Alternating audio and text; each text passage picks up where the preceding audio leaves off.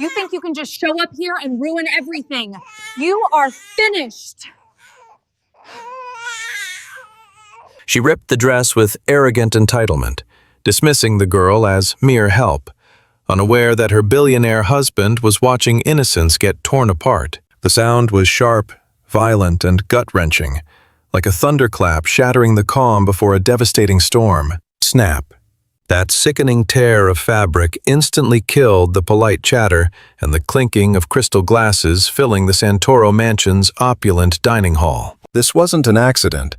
It was a public execution. Beneath the golden haze of massive chandeliers dripping like frozen diamond tears, the scene looked like a high-definition nightmare come to life. In the center of the room, surrounded by obscene luxury, imported marble and elaborate floral arrangements that cost more than an average worker's yearly salary, Fernanda stood tall, looking every bit the wicked queen. Her crimson gown, a designer exclusive hugging her like a second skin, shimmered violently, a stark contrast to the ugly rage twisting her perfectly made-up face. Her eyes, lined with surgical precision, shot daggers of pure, unadulterated hatred at the cowering figure before her. With a hand heavy with gold and rubies that flashed with every jerk, Fernanda maintained a brutal grip on Mariana's long, glossy ponytail. The young woman, barely 25, had her neck wrenched back at a sickening angle,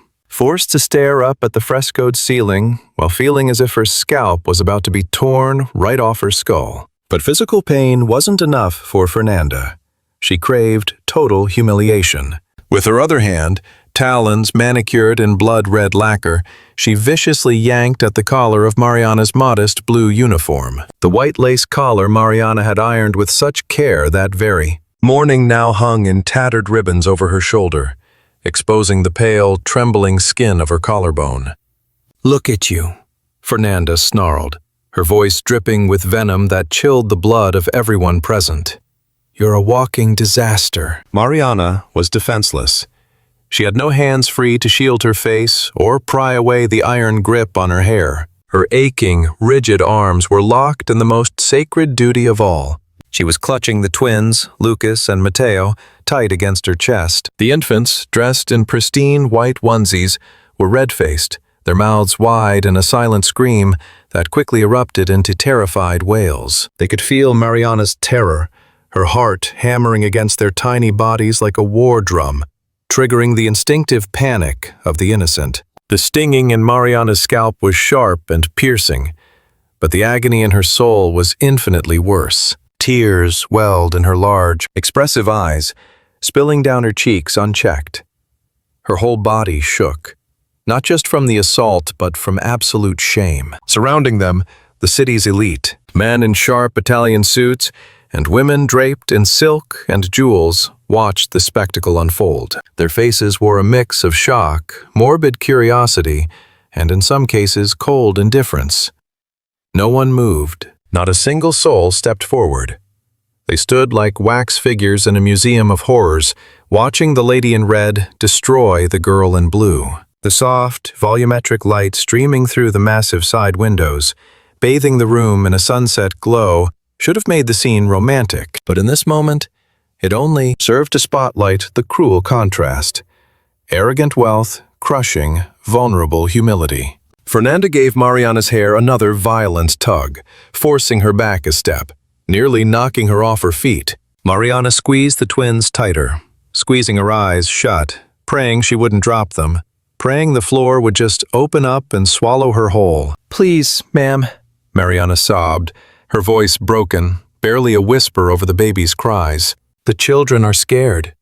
Fernanda let out a shrill laugh without letting go. "They should be scared to have you around. Look what you've done." With one final shove, Fernanda released Mariana's hair, leaving her teetering. The young maid had to widen her stance to keep from crashing onto the polished floor with the babies in her arms. She gasped for air, her breath hitching in her throat with a wheezing sound. Her dress collar was ruined, her dignity shredded.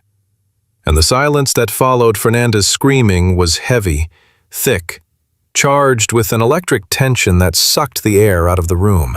At the far end of the hall, behind the wall of scandalized guests, A tall, dark figure watched.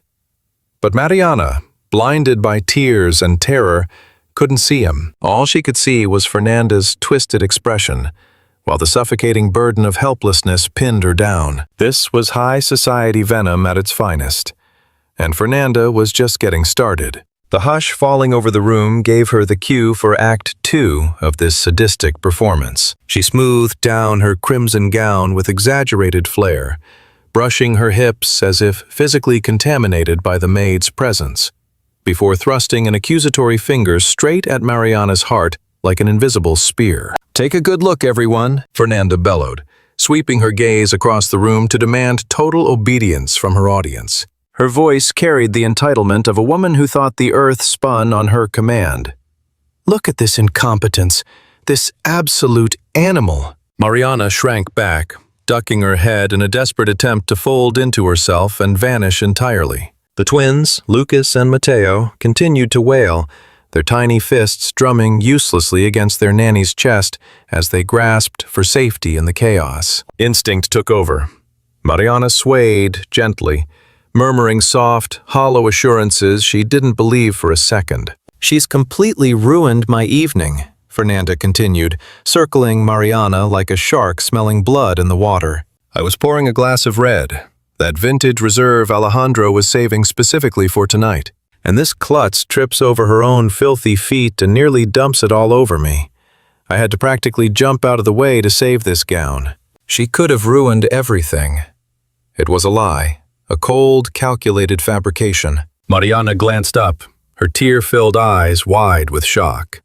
She hadn't been anywhere near the wine. She'd only come downstairs because the babies were fussing for their bottles, and the kitchen was the only place to prep them. Fernanda had ambushed her in the hallway, dragged her into the ballroom, and manufactured this entire spectacle out of thin air. "Ma'am, please, I didn't," Mariana stammered, her voice trembling with sheer panic. She knew her word meant nothing against the late mistress's cousin, but she had to try.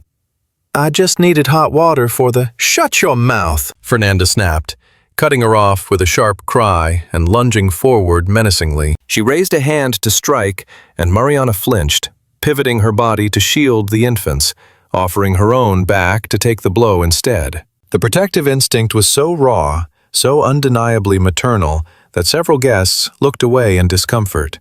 Yet not a single soul stepped in. Fear of Fernanda's social standing and her hold over Alejandro kept them all frozen in place. Fernanda lowered her hand, a smile curling on her lips, with grim satisfaction as she drank in the girl's terror.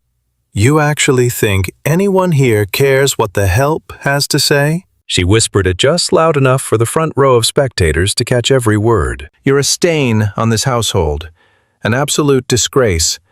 Alejandro was far too soft-hearted to hire someone of your breeding. Look at them, crying, filthy, probably infected with your poverty by now." Those words stung Mariana worse than a physical blow ever could. She adored those boys. Since their mother passed, she had been the only steady maternal presence they'd known. She poured her soul into caring for them. She sacrificed sleep to watch over them, singing lullabies until they drifted off.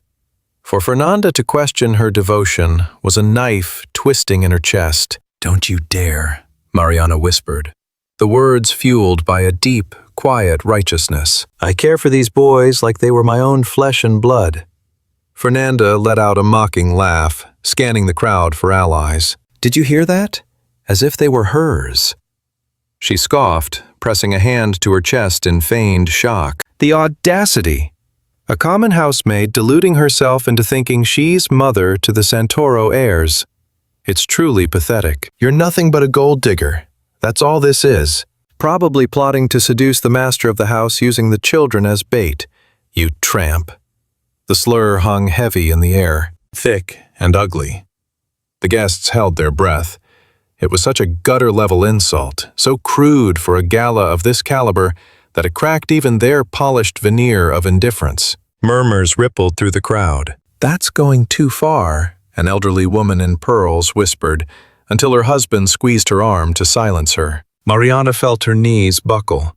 A flush of heat seared her face, a toxic cocktail of humiliation and helpless rage. She wanted to bolt, to retreat to the safety of her cramped servants' quarters and never emerge again.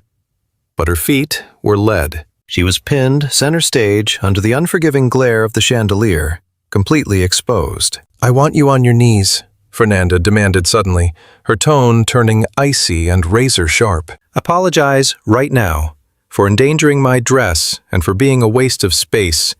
On your knees. Please, I'm holding the children, ma'am," Mariana pleaded, tears completely blinding her. "I couldn't care less," Fernanda shrieked, losing all composure, her face flushed crimson with rage. "If you don't get on your knees right now, I'll make sure you never find work in this town again. I'll blacklist you. Your family will starve. Do you hear me? On your knees." The threat against her family was the final blow. Mariana's mind raced to her ailing mother, the prescriptions they couldn't afford, the rent coming due. There was no choice. Pride didn't pay the bills. Pride didn't save lives. Stifling a sob that felt like it cracked her chest, Mariana began to lower herself. The world seemed to freeze in place. It was a tableau of profound sorrow. It was the victory of arrogance over desperation. Or so Fernanda believed. No one noticed the figure in the dark suit shifting at the ballroom entrance.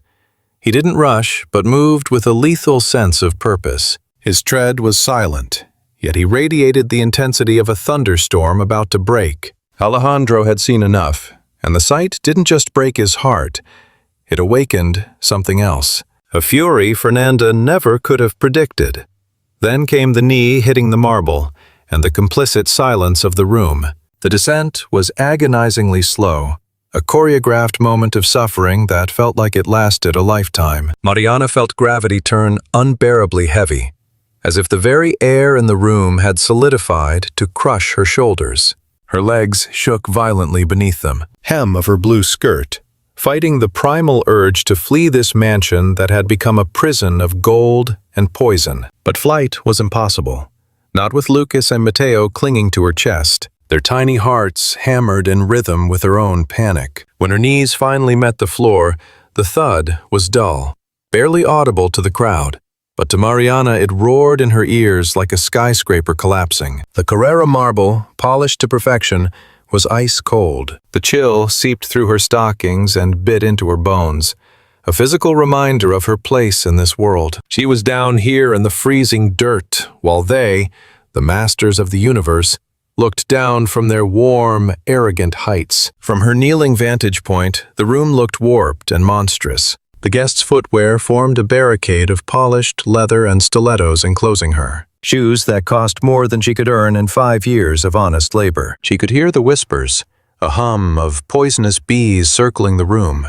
No compassion there, just cruel judgments masquerading as discretion. "How utterly dreadful," a male voice muttered to her left. "You really have to vet the help better these days." The help's poor Fernanda, dealing with this drama at her own welcome party, another commented, completely ignoring that this was Alejandro's business gathering, and Fernanda had merely invited herself. Mariana squeezed her eyes shut, trying to block out the voices, but it was useless. Hot tears streamed down her nose, landing on the twins and dampening Lucas's soft brown hair. He cried out harder, sensing his protector's anguish. Mariana rocked him, planting frantic kisses on his forehead. "Shh, my love, shh. It's going to be okay." She knew it was a lie. Nothing was okay. This humiliation was being branded onto her very soul. Fernanda, satisfied to see her victim reduced to a cowering heap, stepped back to admire her handiwork. She felt powerful, untouchable. To her, the rich command, the poor obey. She snatched up the white apron she'd ripped from Mariana moments earlier, the fabric crumpled and torn. "Here!" Fernanda. It struck the young mother's cheek and landed on baby Mateo's arm. "Don't think you can just sit there resting." Mariana flinched, instinctively shielding the child's face. "The floor," Fernanda spat, pointing to an imaginary spot near her red heels. "You said so clean. Use that rag and scrub the very air you breathe, because your presence is polluting it." The command was absolute madness. There wasn't a speck of dust to be found. The floor was spotless, but Mariana realized this wasn't a request for hygiene, it was a demand for total surrender. Fernanda craved the spectacle. She wanted to watch Mariana on her knees, scrubbing at nothing, stripped of every ounce of pride. She wanted to break the girl so thoroughly that she'd never dare look anyone in the eye again. "Well, what are you waiting for?" Fernanda pressed, her voice climbing higher, teetering on the edge of manic. "Do you want me to call security? Have them drag you out by your hair and toss these brats onto the pavement?" Scrub. Mariana's hands shook as she reached out, momentarily letting go of Lucas to grab the fallen rag. Her fingertips grazed the rough fabric, and the room began to spin. The cloying scent of Fernanda's expensive perfume clashed with the sharp tang of floor wax and the sugary aroma of pastries nearby, churning into a nauseating cocktail that made her retch. She made a feeble, circular motion on the floor, a pathetic pantomime of cleaning, anything to satisfy the predator looming over her.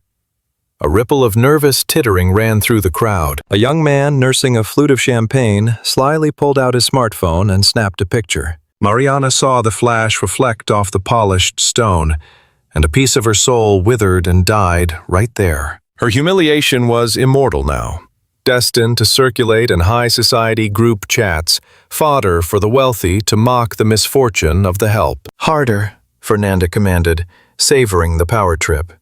"This is how you earn your keep, isn't it? Cleaning up other people's filth. Don't you ever forget your station in this house, girl. You exist to serve, to bow your head, and to vanish when decent people are in the room." Mariana scrubbed the pristine marble, her hot tears splashing onto the cold white stone, mingling with the futility of her labor. "For Mom."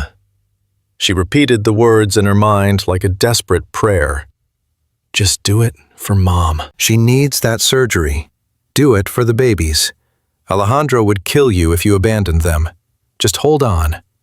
Hold on a little longer." But human dignity has a breaking point, and Mariana was scraping the bottom of the barrel, choking on the bitter taste of injustice. "Ma'am, please." Mariana's voice was a fractured whisper, a plea barely strong enough to drift across the floor toward the shiny patent leather shoes of the onlookers. She stopped the ridiculous motion of polishing the floor and looked up, locking eyes with Fernanda. There was something in Mariana's gaze beyond fear, a spark of raw desperation. It was the look of a protector terrified not for herself, but for the cubs in her arms. "The children are starving," Mariana choked out between sobs, trying to explain herself one last time, hoping to find a single shred of humanity left inside the woman draped in red silk. "They haven't eaten in hours. Mr. Alejandro left strict instructions about their schedule. I just need to get to the kitchen, please. I swear I'll do whatever you want after that. I'll scrub the whole mansion if you want. Just let me feed the babies." It was a mistake. Dropping Alejandro's name was like tossing a match into a tank of gasoline. Fernanda's eyes went black, her pupils constricting with a toxic blend of jealousy and territorial rage. How dare this servant invoke the master of the house? How dare she imply she had a direct line of communication with him? To Fernanda, that reeked of intimacy, and closeness between the billionaire and the nanny was her greatest nightmare. The phantom threat she was desperate to exercise. "You dare speak his name?" Fernanda hissed, squatting down abruptly to get in Mariana's face. She was so close that Mariana could see the thick layers of foundation plastering over her pores. "Do you think Alejandro gives a damn about the excuses of a lazy maid? He left me in charge of this party. I'm the authority here." "But they are his sons," Mariana insisted, clutching the twins tighter as Fernanda's aggression set them off again, their piercing, desperate wails drilling into everyone's eardrums. "Shut your mouth," Fernanda screamed, and then she snapped. Sick of the passive resistance, sick of the crying, and furious that her little lesson hadn't resulted in total submission, Fernanda raised her hand. It wasn't a slap, it was something far more demeaning. With an open palm, she shoved Mariana's forehead backward with full force. The gesture was dripping with contempt. Mariana's head snapped back from the impact. The shove knocked her off her center. Kneeling and weighed down by two heavy infants, she had no way to catch herself. her body tipped dangerously backward. "Ah!" Mariana cried out as gravity took hold.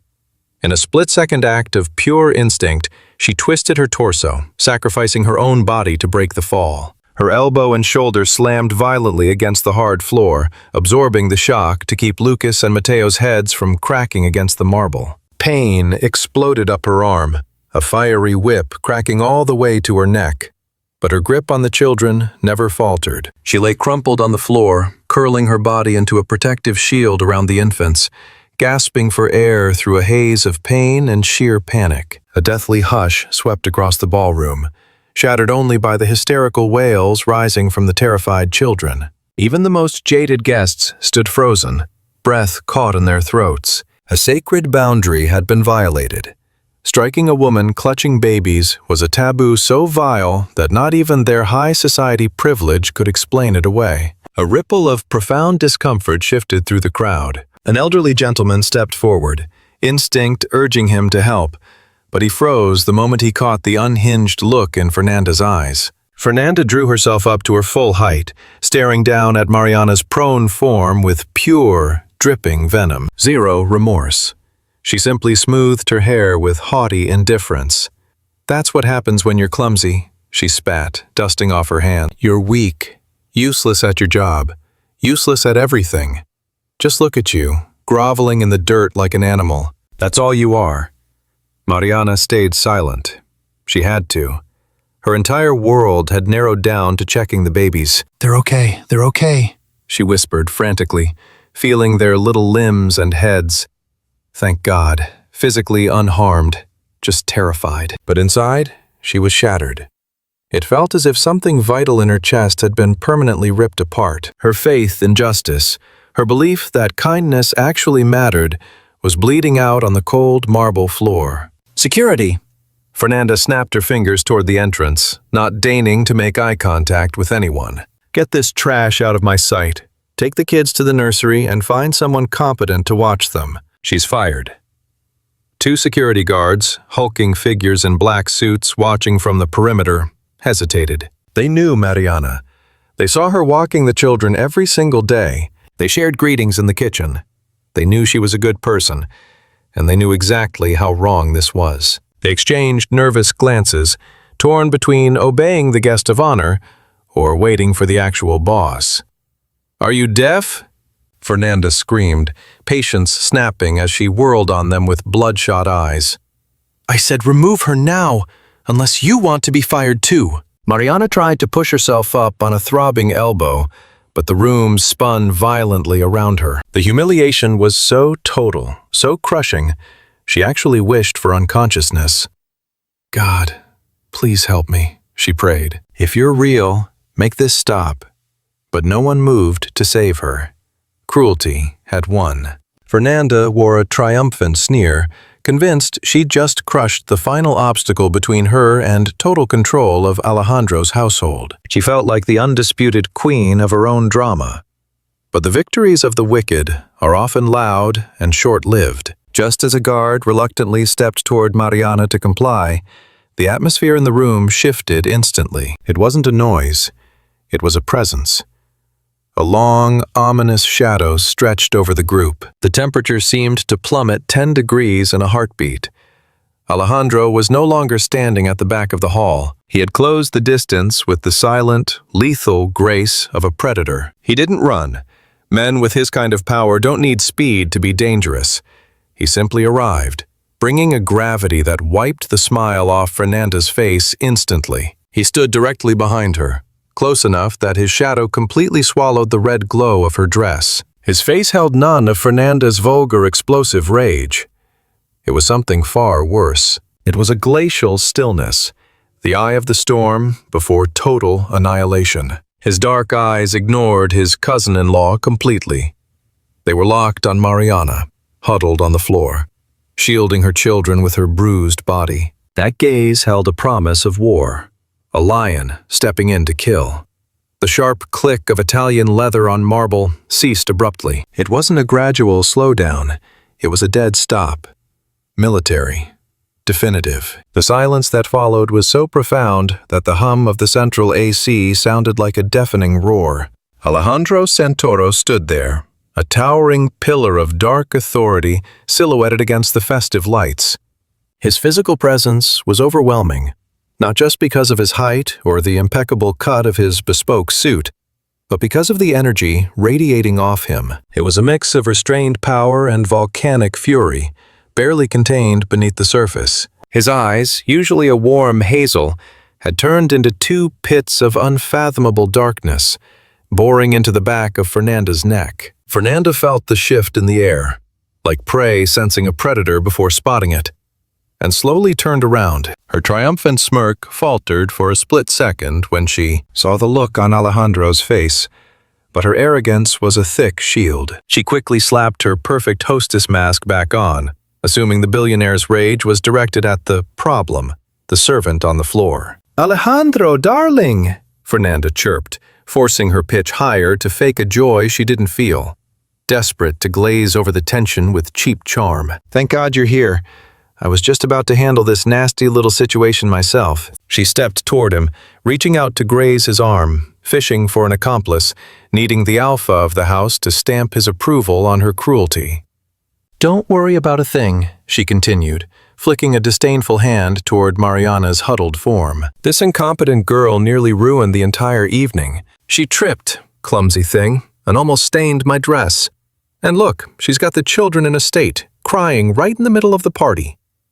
I've already told security to toss her out. First thing tomorrow, I'm calling a top-tier agency to send someone decent, someone who actually knows their place." Alejandro stood like a statue. He didn't accept her touch. He didn't look at her hand. He didn't even blink. His gaze went right through her, as if she were made of glass, or worse, smoke. An irritating, weightless distraction. "Step away," Alejandro said. The words came out low and heavy, vibrating in the chests of everyone nearby. It wasn't a shout. It was a command delivered with a stillness far more terrifying than any scream. Fernanda blinked, confused, her smile freezing into a grotesque, twitching mask. "Excuse me?" she asked, letting out a nervous giggle. "I don't think you heard me correctly, dear. I was telling this woman that I said get away from her," Alejandro repeated. This time his voice rose just a fraction, laced with a metallic edge that sliced through the air. He took a hard step forward, invading Fernanda's personal space with such contained aggression that she stumbled backward on instinct, nearly tripping over her own heels. "Now," he finished, and the crowd collectively held its breath. The social elite, accustomed to polite dramas and subtle backstabbing, had never witnessed a confrontation this raw, this direct. Alejandro Santoro, a man famous for his iron grip and boardroom diplomacy, was about to lose control. The veins in his neck popped against his starched collar, and his fists were clenched so tight at his sides that the knuckles turned bone white. For the first time, Fernanda felt genuine fear. She didn't understand. Why was he looking at her like that? Why was he treating her like the enemy? She was family. She was the enforcer of order. She was his equal. She took 2 more steps back, leaving a clear path between Alejandro and Mariana. "Alejandro, you're making a scene over nothing," Fernanda hissed, trying to salvage her image, pleading with the guests through her eyes. "It's just the help. You're stressed from work, I get it, but don't speak to me like that in front of—" He wasn't listening anymore. To him, Fernanda had ceased to exist the moment she moved aside. His world narrowed down to a single focal point. The trembling figure in blue on the floor, clutching his children as if they were the last lifeline she had. The king of the room, the tycoon, the most powerful man in the hall, the owner of the mansion, the magnate whose decisions moved global markets, did the unthinkable. Something no high society etiquette book would ever permit. Alejandro bent his knees in one fluid motion, ignoring the risk to his $3,000 suit, ignoring the invisible dust on the floor. Alejandro descended. He knelt directly on the cold marble, lowering himself until he was eye to eye with Mariana. A wave of stifled gasps swept through the ballroom. "What is he doing?" someone whispered. "He's kneeling for the maid," another murmured. Seeing a Santoro on his knees was historic. Seeing him on his knees for the staff was a social cataclysm. Mariana, sensing the looming presence, shrank into herself, Her eyes were squeezed shut, bracing for the shout, the firing, or maybe another blow. Her mind was trapped in a loop of terror. Here it comes. He's taking the kids. He's throwing me out. What will become of me? Then the scent of sandalwood and expensive timber, Alejandro's signature scent, flooded her senses, washing away Fernanda's cloying perfume. "Mariana," he whispered. There was no anger in his voice. There was pain, a deep, raspy sorrow. Hearing her name spoken with such gentleness, Mariana opened her eyes. The first thing she saw wasn't a furious face, but hazel eyes swimming in devastating anguish. Alejandro looked at her as if he were witnessing a terrible accident that he was personally responsible for. His eyes scanned her quickly. He saw the bruise blooming on her arm from hitting the floor. He saw the messy hair where Fernanda had yanked her. And finally, his gaze stopped at the neckline of her uniform. The collar was torn. The cheap blue fabric had given way under Fernanda's violence, exposing the strap of Mariana's undergarments. Her collarbone was raw and inflamed, marked by angry red welts where the other woman's fingernails had dug in deep. Alejandro clenched his jaw with such ferocity that the muscles feathered against his skin, threatening to shatter his own teeth. A single stray tear cut a path through the grime on Mariana's cheek, landing silently on the back of Alejandro's hand, where it rested on the floorboards. That tiny droplet broke him. "Forgive me," he choked out, his voice fracturing. Before she could even grasp the weight of his apology, he was already moving. Despite his imposing frame and raw strength, he reached out with a tenderness that seemed almost impossible for a man of his stature. "Let me take them," he murmured, gesturing softly toward the twins. Mariana froze for a heartbeat, her primal need to clutch her young warring against the absolute faith she placed in him. Trust won out. Her hands shook as she surrendered Lucas, then Mateo. Sensing their father's scent and the safety of his embrace, the infant's wails faded into soft, rhythmic whimpers against his dark lapels. Without rising, Alejandro snapped his gaze toward the darkened recess behind a nearby pillar. "Roberto," he commanded, his tone low but laced with absolute authority. The head of security materialized from the shadows instantly. A silver-haired veteran who had served the family for decades, ever ready for this exact summons. He closed the distance in grand strides, his usually stoic expression cracking just enough to reveal profound respect for his employer and deep sorrow for the young woman on the floor. "Sir," Roberto acknowledged with a curt nod. Alejandro wasted no time. "Take my sons to my private study. Lock it down. No one enters," Alejandro reiterated, transferring the precious cargo into the guard's sturdy arms with extreme care. "Summon the pediatrician immediately. I need to know they're unharmed. Then, stand guard. If anyone tries to breach that room, you have full clearance to use whatever force is required." "Understood, sir." Roberto cradled the boys gently and vanished down a side corridor, escaping the prying eyes of the crowd. That left only Alejandro and Mariana, isolated in the center of the onlookers.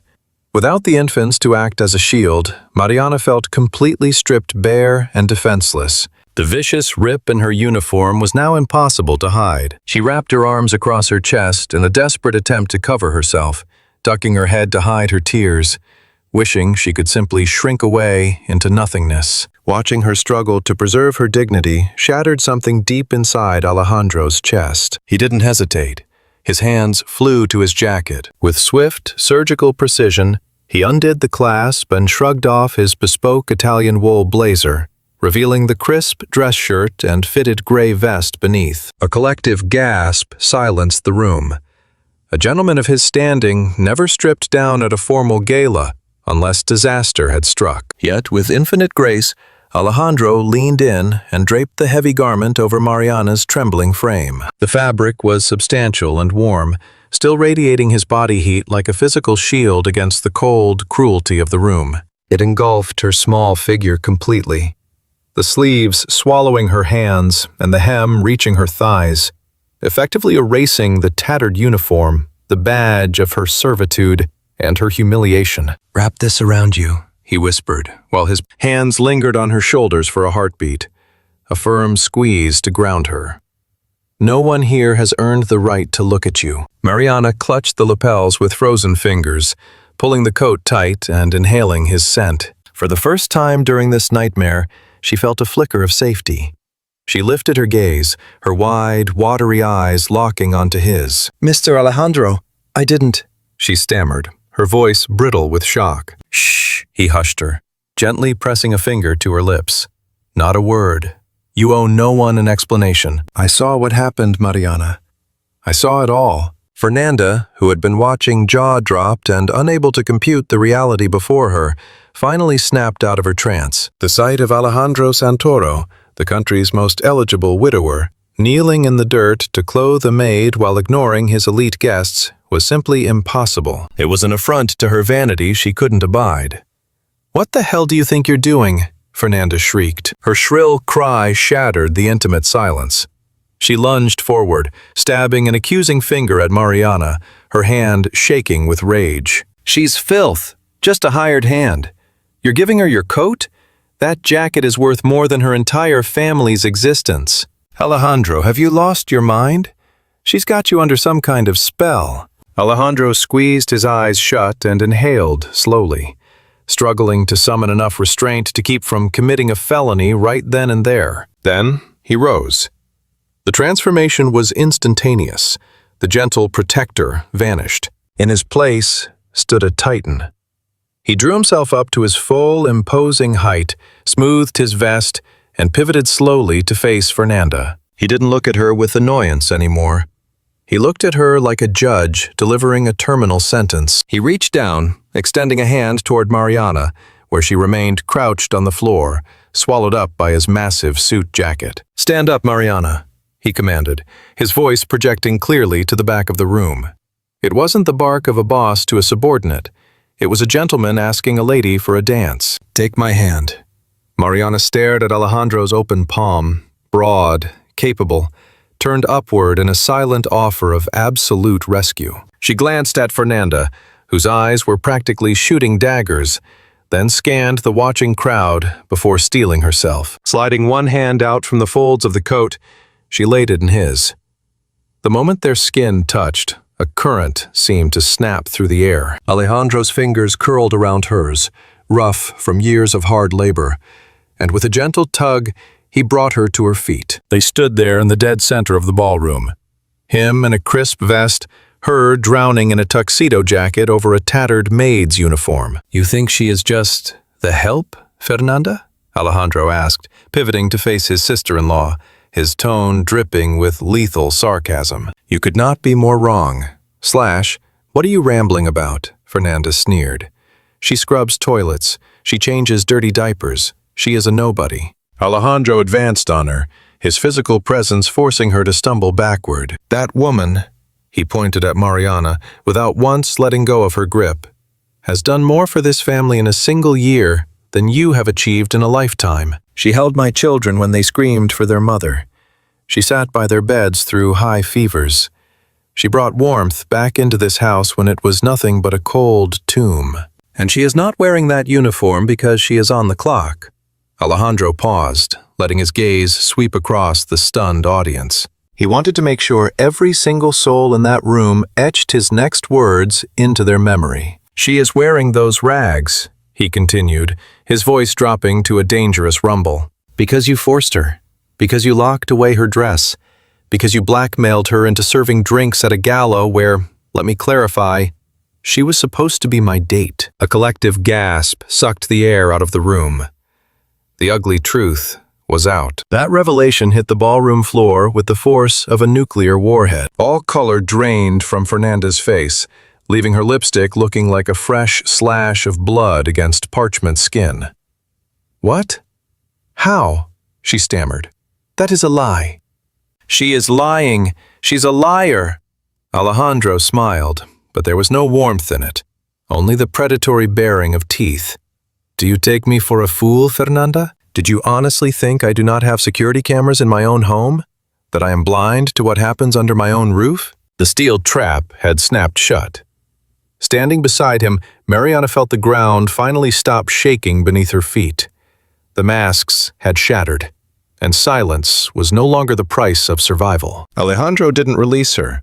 Instead, he laced his fingers tightly through hers. It was a display of intimacy and protection so brazen it amounted to a declaration of war against every social code governing high society. The heat from his palm was the only thing anchoring Mariana to reality, the only thing keeping her knees from buckling under the sheer weight of the shock. She shivered inside the cavernous suit jacket. She felt physically small, yes, but for the first time, she did not feel invisible.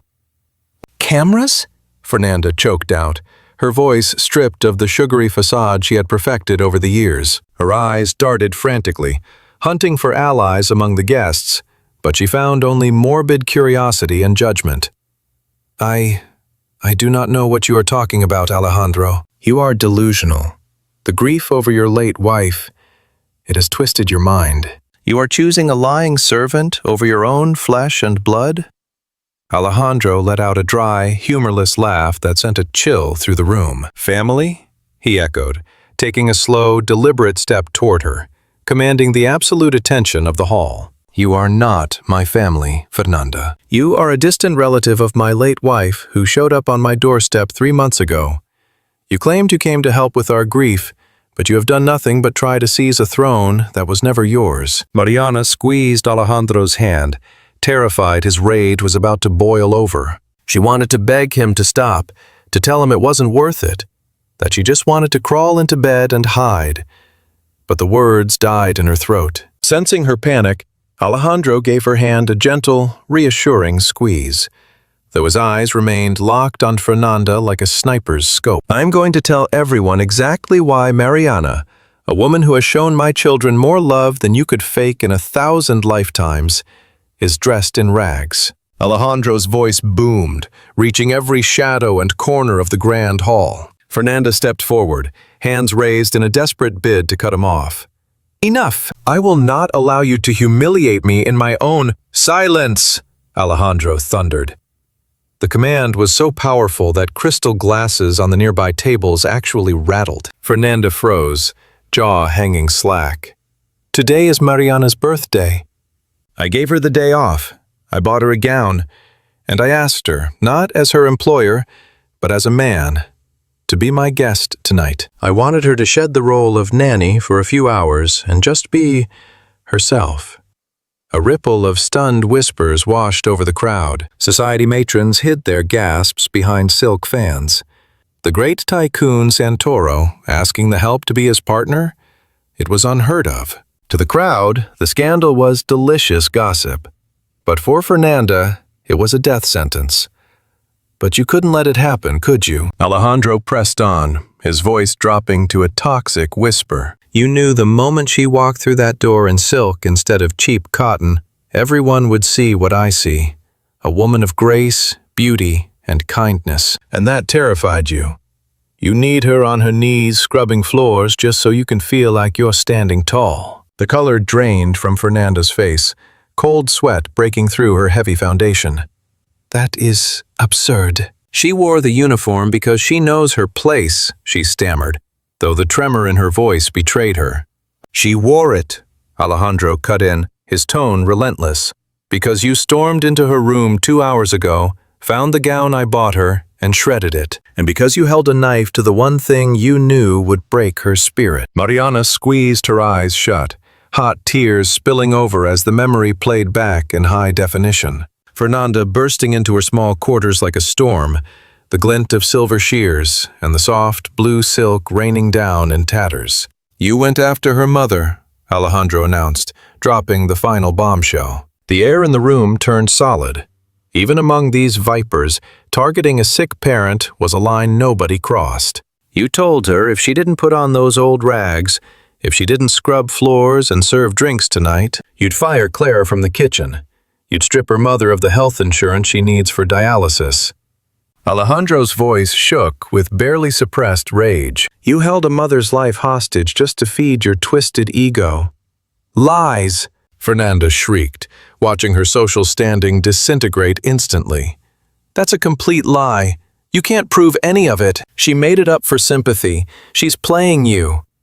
Mariana let out a broken sob, unable to hold it back. It's not a lie, she whispered, the sound barely reaching him. I know, he replied, his tone softening instantly. And I don't need you to testify, Mariana. Alejandro reached into his pocket and retrieved a sleek smartphone. With a few quick taps, he synced the device, casting his gaze toward the massive display. The 85-inch screen on the far wall, intended for ambient landscapes and family slideshows, loomed over the room. Fernanda, Alejandro said, his calm demeanor far scarier than his anger. You overlooked one small detail. Last week, after noticing the twins cried whenever you were near, I wired the house. High-fidelity audio and video in every room, including the staff quarters. Fernanda's eyes went wide. The arrogance evaporated, replaced by absolute, primal dread. She lunged for the phone, scrambling to stop him. Alejandro, don't you dare, she screeched, clawing at the air. But he simply held the device out of reach and hit cast. The screen of judgment awaited. The black monitor flickered once, twice, before roaring to life with brutal 4K clarity. The feed was crystal clear, framing the interior of a modest bedroom. It was sparse but neat. A twin bed, a cheap pine wardrobe, and a nightstand bearing a framed photo of the twins. The timestamp in the corner read today's date, 6:45 p.m. The entire dinner party turned as one, fixated on the display. Fernanda froze, arm outstretched, a statue of impending ruin. She knew what was coming. She wanted to scream. She wished the floor would open up, but her feet were lead. On screen, the door flew open with a violent bang. In walked Fernanda, but not the poised socialite standing in the dining room. This woman's face was twisted in hate, clutching a navy silk gown in one hand and heavy tailoring shears in the other. Her voice boomed through the surround sound speakers, filling every corner of the dining hall. It was unmistakably her, every syllable crisp, erasing any chance of denial. Thought you'd sit at my table, you piece of gutter trash, the digital Fernanda sneered, throwing the dress onto the bed and hacking at it viciously. The sound of ripping silk on the video echoed the tearing of Mariana's spirit in the room just moments ago. On screen, Mariana stepped out of the bathroom, hair wrapped in a towel, her face a mask of horror. Ma'am, isn't that Mr. Alejandro's gift? The recorded Mariana pleaded. I don't give a damn who gave it to you. The on-screen Fernanda screamed, throwing the shreds to the floor and grinding them under her stiletto heel. Listen to me, you little idiot. You're going to put on those servant rags where you belong. You'll go downstairs, serve drinks, and keep your mouth shut. But the master invited me. I can't. You breathe a single word or even dare to look him in the eye tonight, and your mother is out on the street. The threat echoed through the ballroom, clear and vicious. I will personally ensure she loses her health insurance by tomorrow morning. Do you really want Doña Clara to die just because her daughter felt like playing princess? The malice of that sentence hit the audience like a physical blow to the gut. Gasps of sheer horror rippled through the royal hall. Good God, someone cried out. A man shook his head, staring at the real-life Fernanda with absolute disgust. On the screen, Mariana collapsed to her knees, sobbing, a dark foreshadowing of the night's events, and nodded frantically. I'll do it. I'll do whatever you want. Please, just don't touch my mom. That's how I like it, submissive. Now get dressed and stop blubbering. You look hideous. Fernanda spat the venomous words before storming out and slamming the door. The screen cut to black. The silence that descended was heavy, unlike anything before. It wasn't the quiet of awkward social tension anymore. It was the silence of judgment. 100 pairs of eyes locked on to Fernanda. They no longer saw the elegant cousin, the socialite, the woman of the world. They saw a monster. They saw a cowardly bully preying on the weak, wielding power that was never hers to hold. Alejandro slowly slipped his phone away. His face was carved from granite. There is your hostess. His voice sliced through the air. The very woman who wanted to lecture you all on class and etiquette. Fernanda shook violently. She tried to speak, to build a defense, but nothing coherent came out. It was edited, she stammered. a pathetic excuse that landed on deaf ears. I just wanted to protect you, Alejandro. That girl is a gold digger. I did it for the family. For the family! Alejandro took a step forward, forcing Fernanda to backpedal until she crashed into a banquet table, the silverware clattering loudly. You have just proven that you are the single greatest danger to this family. You indirectly threatened a loyal employee with death. You destroyed property, and you humiliated the woman I...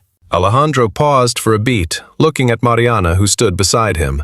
Eyes red, but her head held a little higher. Now that the truth had set her free, he corrected his sentence, giving it the weight it deserved. You humiliated the woman I respect more than anyone else in this world. The guests began to recoil from Fernanda, creating a wide, empty circle around her as if she carried a plague. No one wanted to be anywhere near her. Her entire social standing had evaporated in 3 minutes of footage. Get out, Alejandro stated. He didn't shout. He didn't need to. The verdict was final. But where am I supposed to go? It's dark outside, Fernanda whined, trying to play the victim card one last time. I don't care, he replied, cold as ice. You have 10 minutes to clear your things from the guest room. If you're still here in 11, Roberto will throw you out. And I assure you, he won't be nearly as gentle as I am. Alejandro, please, we're blood, she pleaded, reaching out. Blood makes you a relative, Fernanda. Loyalty makes you family, and you have none of that. Alejandro turned his back on her, severing the connection forever. Leave. Now. Fernanda frantically looked around for a friendly face, someone to come to her defense, but she found only walls of rejection. The woman with the pearl necklace, who had laughed at her jokes just moments ago, now deliberately looked away. The man with the champagne turned his back. She was alone. Completely and utterly alone. With a sob of rage and humiliation, Fernanda gathered the skirts of her red dress, which now looked vulgar and excessive, and ran for the exit, her heels clicking against the floor like the countdown of a bomb that had already detonated. When the double doors swung shut behind her, the air in the room seemed to instantly purify. Alejandro let out a deep sigh, the tension draining from his shoulders. Then he turned his full attention to Mariana. She was still there, wrapped in his coat, looking at him as if he were a creature from another planet. I am so sorry, Mariana began, guilt over the scandal washing over her. No, Alejandro cut her off, taking both her hands in his. You have absolutely nothing to apologize for. I'm the one who should be begging for forgiveness. I should have protected you better. I should have seen the signs. He reached up and, with infinite tenderness, brushed away a strand of hair stuck to her tear-stained forehead. Let's get that arm treated, he said, eyeing the bruise. And then I'm taking you to dinner. Not here, somewhere else, far away from all these people. But my uniform is torn, she whispered, ashamed. Alejandro smiled, and for the first time in months, that smile reached his eyes. In my eyes, Mariana, you have never looked more elegant than you do right now, defending my children with the dignity of a queen. But if you're uncomfortable... He glanced at the guests, who were now watching with a mix of respect and awe. I think this party is over. He turned to the crowd, his commanding voice returning. Ladies and gentlemen, the evening is over. Please, see yourselves out. My family needs some peace. Not a single soul objected. Alejandro commanded total respect, and after the spectacle they had just witnessed, nobody had the stomach for more champagne anyway. The ballroom slowly cleared out, leaving behind only the ghost of a scandal that high society would be whispering about for decades. But for Alejandro and Mariana, standing alone in the center of that vast, hollow space, this was barely the start. It was the genesis of something authentic, forged in the fires of injustice and sealed by raw truth. The silence that descended upon the Santoro estate after Fernanda's expulsion wasn't hollow. It was heavy, charged with a strange, overwhelming new intimacy. The final guests had departed, their luxury sedans vanishing down the long gravel driveway, taking their judgment and gossip with them. The house seemed to finally exhale. Alejandro didn't lead Mariana toward the kitchen or the service quarters where she had spent the last year as a ghost. Instead, he guided her to the massive oak staircase leading to the family's private wing. Mariana, still drowning in his oversized suit jacket, moved with shaky, uncertain steps. Her feet, clad in the simple black shoes of her uniform, felt like lead weights against the plush Persian rug. "Mr. Alejandro, I really shouldn't be here," she whispered, eyes darting across the walls lined with priceless original art.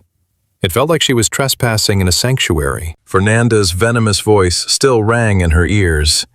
"Your place is to scrub the floors, not to walk on them." Alejandro paused at the first landing and turned to face her. The wall sconces cast a warm glow on his serious features, but that icy rage he had shown downstairs had completely melted from his eyes. "I told you downstairs, and I'm not saying this as an order anymore, but as a fact.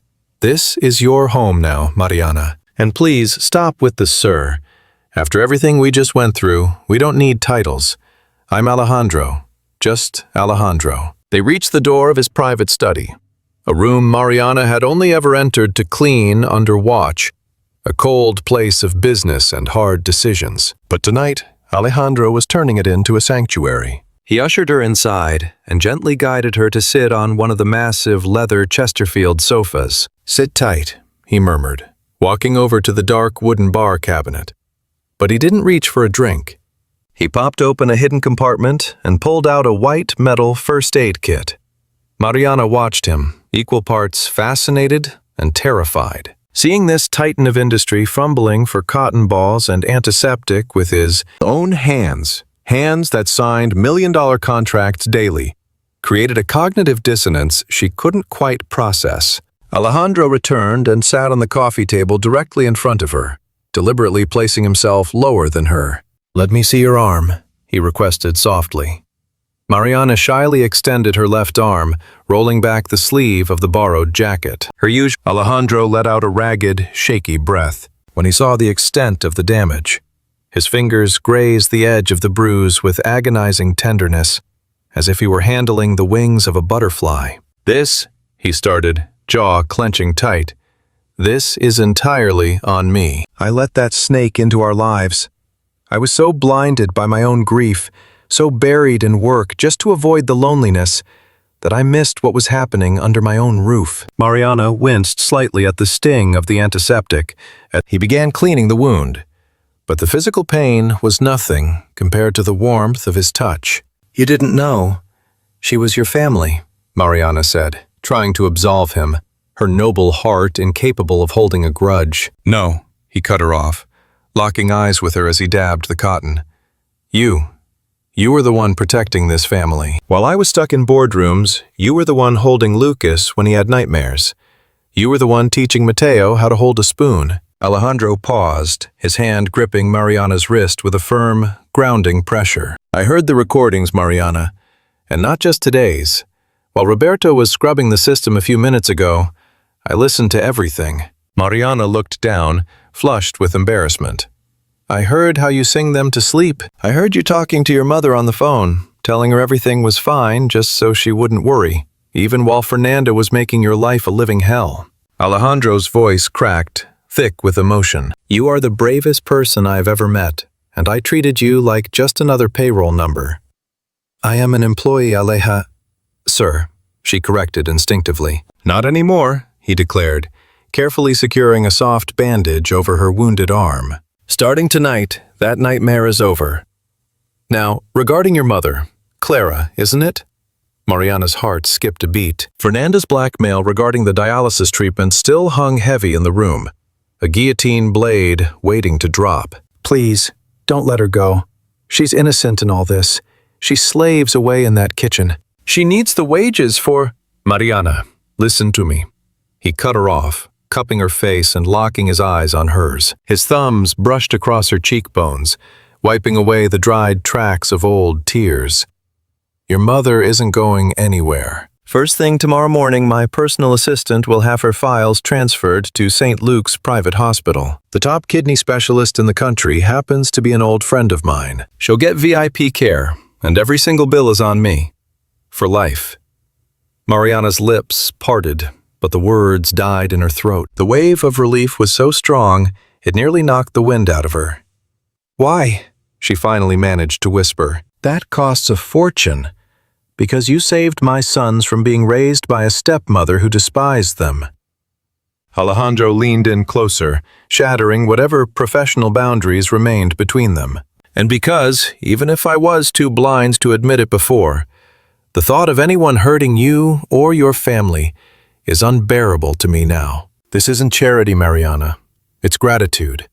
And maybe something deeper that I haven't earned the right to explain yet. The atmosphere in the study grew thick with tension.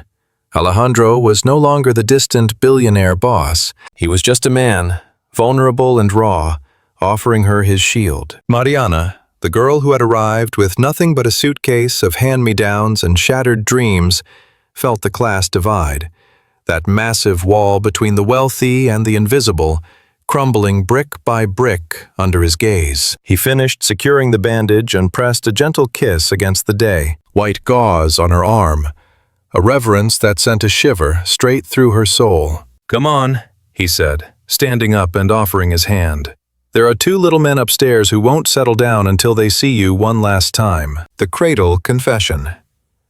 The walk to the nursery was quiet, but the heavy tension was gone. It was the companionable silence of 2 soldiers who had just survived the trenches together. Alejandro didn't lead. He walked right beside her. He shortened his stride to match hers, ensuring they moved shoulder to shoulder. At the nursery's cracked door, they found Roberto, the head of security, posted up in a hallway chair, guarding the entrance like a loyal watchdog. He snapped to attention the moment he saw them approach. "All quiet, sir. The doctor already checked them over. Not a scratch on him, thank God. And thank you, Miss Mariana." Roberto gave her a look of genuine respect that was worth more than any paycheck. "Thank you, Roberto. Go get some rest. I've got the watch from here," Alejandro ordered. Inside, the soft glow of a moon-shaped lamp washed over the 2 white wooden cribs. The air was thick with the scent of baby powder and lavender, a soothing contrast to the stench of expensive perfume and rotting ambition downstairs. Mariana went straight to the cribs. Lucas was out cold, gnawing on his fist, but Mateo was wide awake, his large eyes darting around the room. The moment he spotted Mariana, he cooed softly and reached out for her. No permission needed. In this room, she was royalty. Mariana bent down and scooped Mateo up. The baby let out a heavy sigh, rested his head against her shoulder, and his eyelids fluttered shut. The tension in his tiny body melted away the second he felt her warmth. It was magic. Pure maternal magic.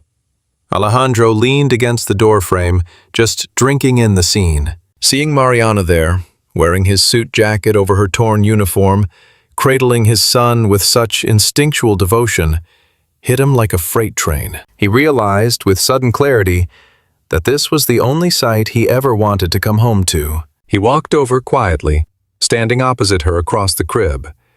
He glanced at sleeping Lucas, then lifted his gaze to Mariana and Mateo. "They carry your scent," Alejandro murmured. "Sometimes, when I get in late and kiss them goodnight, they smell like oatmeal soap and you. I used to think it was just the smell of being clean. Now I realize it's the smell of home." Mariana blushed, gently rocking Mateo in her arms. "They're good boys, Alejandro. They just need to feel safe. Their mother, she'd be so proud of them." Mentioning his late wife was usually forbidden territory. Fernanda wielded her name like a weapon, but Mariana offered it as a tribute. Alejandro looked down, staring at his knuckles gripping the crib rail. "My wife, Elena, she was a true socialite. She lived for appearances, for the galas. We loved each other, in our own way. But she never looked at these boys the way you do. And I never saw her throw herself in front of danger to take a bullet for them." Alejandro looked up, his gaze burning with raw, unfiltered truth. "Watching you down there today, using your own body to shield my children, I realized something terrifying. Losing you would mean losing them, and losing myself completely." Mariana's pulse hammered against her windpipe. "You're just shaken up, sir. I mean, Alejandro. It's the adrenaline talking. Come morning, reality will hit. You'll remember I'm just the cook's daughter, and you own the empire." Alejandro circled the crib, stopping inches from her face, with little Mateo fast asleep in the space between them. A tiny bridge of peace. It isn't adrenaline, Mariana. It's clarity. I've been sleepwalking through the dark for 2 years, letting vultures like Fernanda fill the empty space. But you were here the whole time, quietly fixing everything I broke, never asking for a dime or a thank you. He reached out, brushing his knuckles against Mateo's cheek before letting his fingers drift down to cover Mariana's hand as she cradled the boy. You aren't going back to the servants' quarters, he said, his voice leaving no room for argument. That place isn't fit for a human being. I've already had the staff prep the East Wing guest suite, the one overlooking the gardens. Alejandro, that's too much, she stammered. Think of the staff. What will they say? Her voice trembled with the old fear of gossip, a reflex born from a lifetime of knowing her place. Let them talk, he shot back. Let them say the master of the house finally woke up and started treating the most vital person in this family with some damn respect. And if anyone has an issue with that, they can follow Fernanda right out the front door. Silence fell, but this time it felt heavy with an unspoken vow. Alejandro's gaze dropped to her lips, then locked onto her eyes, burning with raw desire. Yet beneath the heat, there was reverence. Mariana, he rasped, I don't know how long it will take you to recover from what happened today. I don't know when you'll believe I'm not like the rest of them, the ones who look down on you like you're invisible. But I have all the time in the world, and I'll spend every second proving that you aren't just staff. You are essential. Fresh tears welled in Mariana's eyes, but the sting of grief was gone. This was pure relief. I don't need time, Alejandro, she answered, a sudden surge of courage catching them both off guard. I just need to know this isn't a dream, that I won't wake up tomorrow to a locked door and a torn dress. Alejandro leaned in, closing the final inch until their foreheads brushed. The sleeping infant nestled safe between their hearts. I swear on my children's lives, no door in this house will ever be locked to you again. His warm breath ghosted across her skin. This is your life now, Mariana, and as long as I'm drawing breath, no one will ever humiliate you again. In the shadowed nursery, surrounded by plush toys and innocent dreams, the billionaire and the maid didn't kiss. Not yet. The moment was too holy, too delicate to break. But in that mingled breath and whispered vows, they forged a bond stronger than ink on paper. The chasm of class had snapped shut, and from the rubble, something new and powerful was taking root. The call of death and the race against fate, that fragile bubble of peace, spun from moonlight and whispers, shattered in the cruelest way imaginable. It wasn't a scream, but the persistent, angry vibration of Mariana's phone, forgotten on the changing table. The cold, mechanical drone sliced through the nursery's warmth like a butcher's cleaver. Mariana jumped, nearly waking the boy on her chest. Alejandro, reflexes honed by a lifetime of high-stakes pressure, snatched the device before it could buzz again. He glanced at the screen. It's the kitchen line, he said, brow furrowing. It was 2 a.m. Nothing good ever came from a house call at this ungodly hour. Ice water flooded Mariana's stomach, that specific, dread-filled instinct every daughter has when her mother is in danger. Hands shaking, she passed the baby to Alejandro and grabbed the phone. Hello? Her voice was barely a whisper. Mariana! Mariana, you have to come!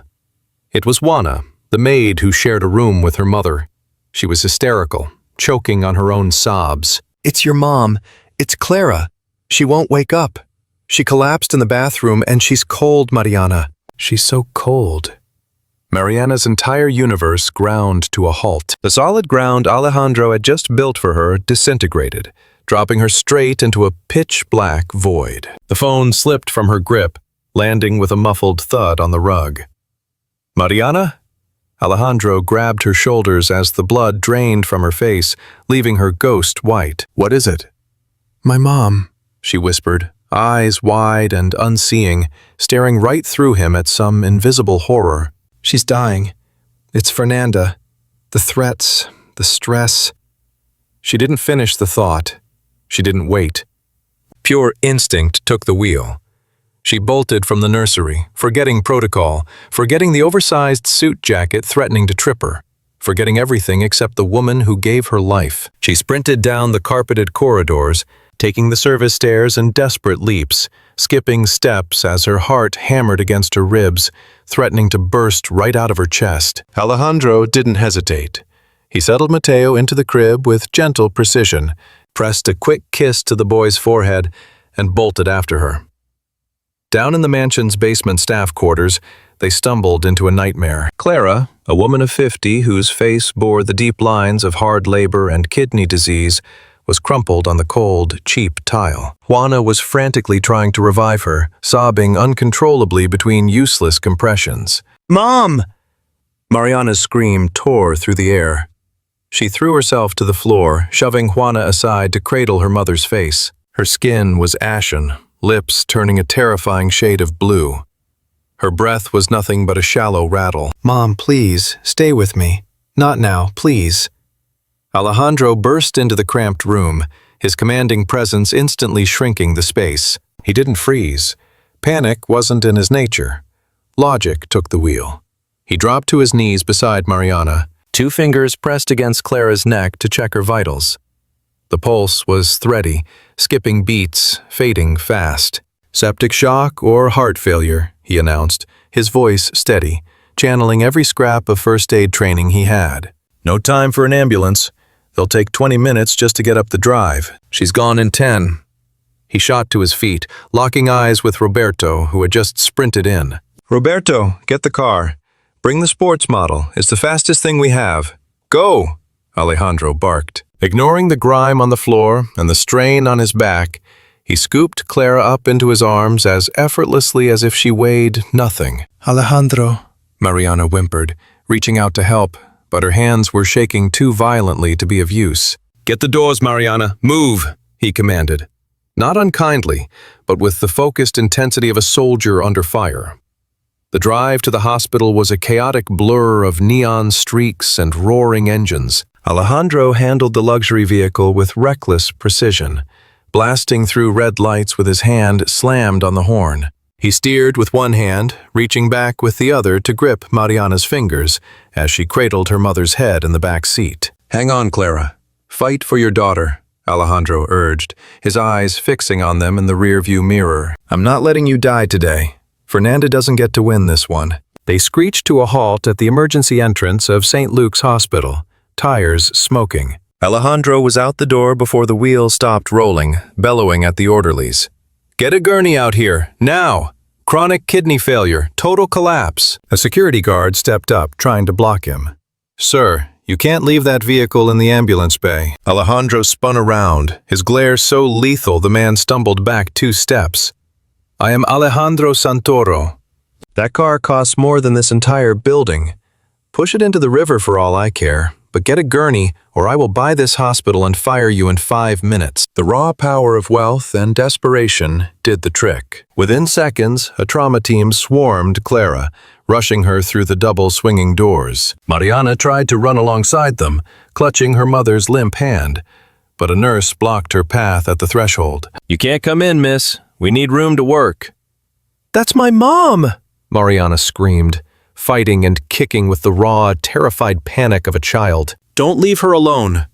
Alejandro caught up to her, wrapping his arms around her from behind, acting as her anchor to reality. Mariana spun around and buried her face in his chest, screaming out her grief, soaking his crisp white shirt with tears and smeared mascara.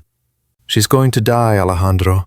The stress, it's killing her. Fernanda did this. Fernanda killed her," she choked out between sobs. Alejandro held her tight, stroking her hair, absorbing the crushing weight of her pain. He didn't offer empty platitudes like, "It's going to be okay," because he refused to lie. He gave her the only promise he could keep. "I'm right here. I've got you. No matter what happens, Mariana, you are not doing this alone. Never again." The next few hours were pure psychological torture. The waiting room felt like a sterile prison, bathed in harsh fluorescent light and the stinging scent of antiseptic. Mariana sat rigid on a hard plastic chair. eyes glued to the operating theater doors, whispering every prayer she could remember. Alejandro couldn't sit still. He paced the floor, making calls, pulling strings, and ensuring the absolute best specialists were scrubbing in. Eventually, Mariana looked up. She watched Alejandro, exhausted, his shirt rumpled and stained, hair a mess, barking orders into his phone. "Get me Dr. Valdez. I don't care if he's at a charity gala. Send my chopper for him. I want him here in 15 minutes. Mariana felt a tight squeeze in her chest. Not pain, but a gratitude so overwhelming it ached. This man, who could be sleeping in silk sheets right now, was moving heaven and earth for the family cook. Not out of pity, for her sake. Alejandro's voice was gentle as he made the call. He ended the call and crossed the room in a heartbeat, dropping to his knees before her and cradling her freezing hands in his own. Dr. Valdez is on his way. He is the top kidney specialist on the continent. If anyone can pull her through this, it's him. Why go to all this trouble? Fresh tears welled in her eyes. You could have just cut a check and walked away. But you're still here. Are you hurting along with me? Alejandro pressed a tender kiss to each of her knuckles. Because every ounce of pain you feel, I feel it right here in my chest. His gaze was so intense that the sterile hospital waiting room seemed to fade into the background. Seeing you cry at that party, it woke me up. I realized just how hollow my life really was until you walked into it. And because I think I'm falling in love with you, Mariana. The words hung in the air between them, at once delicate and unbreakable. Mariana gasped, her lips parting to speak. But the sudden crash of the operating theater doors swinging open cut her off. The surgeon emerged, his mask pulled down around his neck, looking utterly exhausted. Mariana shot to her feet, her grip on Alejandro's hand tightening so hard she nearly crushed his fingers. This was the reckoning. Life or death. Ashes or rebirth. Dr. Valdez peeled off his surgical cap and let out a heavy sigh. The silence in the hallway was suffocating, thick enough that the low hum of the vending machines down the hall sounded like a roar. Alejandro wrapped an arm around her waist, bracing her body physically while steeling himself to catch her emotionally if the news broke her. It was a rough one, the doctor said, glancing from Alejandro to Mariana. The extreme stress triggered a massive hypertensive crisis. It completely collapsed her kidneys, which were already compromised. We lost her twice on the table and had to resuscitate. Mariana choked back a sob, clapping a hand over her mouth. Alejandro squeezed her tighter, trying to anchor her. Then the doctor said, "But," and that single word felt like the sun breaking through a storm. "We managed to stabilize her. Your mother is a fighter, incredibly strong. She is responding well to the emergency dialysis. She is out of the woods for now, though she will need to stay in the ICU for a few days. And Alejandro, we need to discuss the transplant options soon. But as for tonight, she won the battle. She's alive."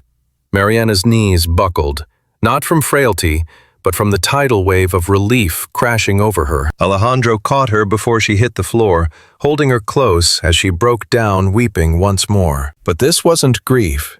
These were tears of pure liberation, crystalline and joyful. Thank you, oh God, thank you," she sobbed into his chest. "Thank you, doctor," Alejandro said, shaking the man's hand firmly.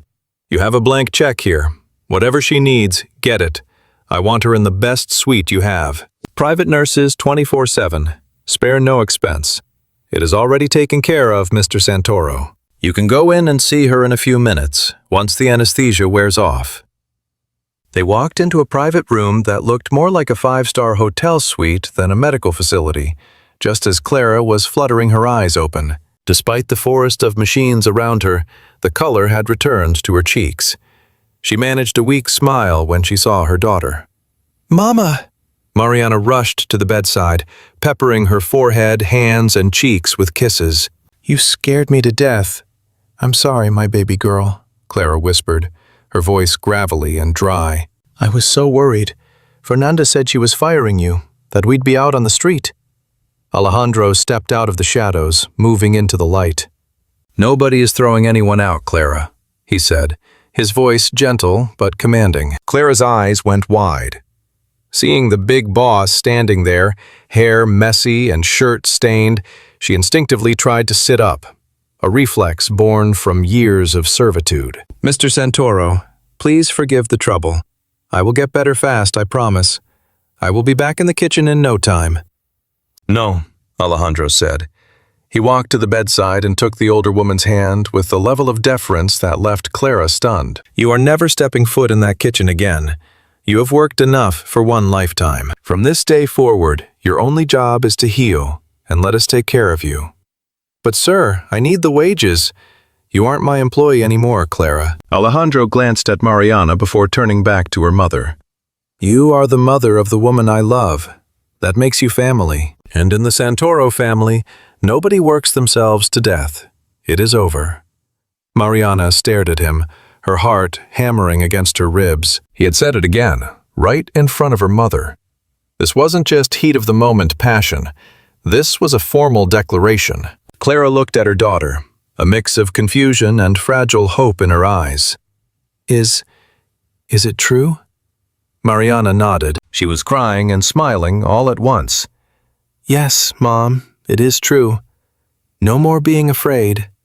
Fernanda is gone, and he is a good man." Alejandro reached into the inside pocket of his jacket and pulled out a folded piece of paper. It was something he had been drafting in his head all night, finally scribbled onto a piece of hospital stationery while he waited. "Mariana," he said, turning to face her, "I know the beeping monitors and the smell of rubbing alcohol aren't exactly romantic, but after tonight, I'm not waiting another second to set the record straight." He metaphorically shredded the invisible paperwork standing between them. "Your employment contract is terminated, effective immediately. You aren't the nanny anymore. You aren't the help." Alejandro stepped closer, taking her hands in his. "I'm offering you a lifetime appointment. I want you as my partner. I want you to be the official mother to my children, not just a mother in spirit. I want you to run this house and own my heart." Mariana stared at him in disbelief. "Alejandro, look at me. I have nothing. Just a torn uniform and a sick mother. We come from different worlds." "You have everything my world is missing," he argued passionately. "You have loyalty. You have love. You have courage. You can make money, Mariana. You can buy class. But what you have, that is in your blood." He leaned down and kissed her forehead. "Will you build a life with me? No uniforms, no fear." Mariana glanced at her mother, who was nodding through tears, giving her silent blessing. She looked back at Alejandro, the man who had saved the two people she loved most in a single night. "Yes," she whispered. "I do." The kiss that followed wasn't some polished Hollywood moment. It was salty with tears, heavy with exhaustion, but sealed with an unbreakable promise. It was the beginning of a new destiny.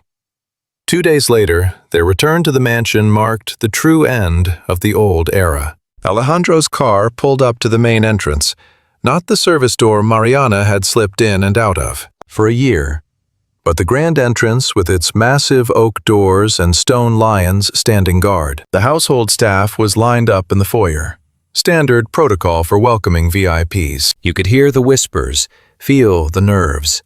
They knew about Fernanda, they knew about the hospital, but they had no idea what was coming next. The driver opened the door. Alejandro stepped out first, impeccable in his suit once again, but looking more at ease than ever before. He turned and reached a hand back inside. Mariana emerged. Gone was the blue uniform and white apron. She wore a simple yet elegant cream dress that Alejandro had ordered for her. Her hair was down, cascading in loose waves over her shoulders, finally free from the tight ponytail the job required. As they saw her, a stunned silence fell over her former colleagues. Alejandro took her hand with pride, and they walked together toward the entrance. At the threshold, he stopped, locking eyes with Roberto, Juana, and the rest of the team. "I want you all to listen closely," Alejandro said, his voice echoing through the hall. "Mariana doesn't work here anymore. She lives here. She is the lady of this house, and I expect you to treat her with the same respect and affection she has shown all of you." Juana, her mother's friend, was the first to break protocol. She beamed and started a slow clap, which was quickly joined by Roberto and then the entire staff. This wasn't polite applause out of obligation. It was a victory celebration. One of their own had reached the summit, not through ruthless ambition, but through pure kindness. Mariana felt the tears returning, but Alejandro squeezed her hand.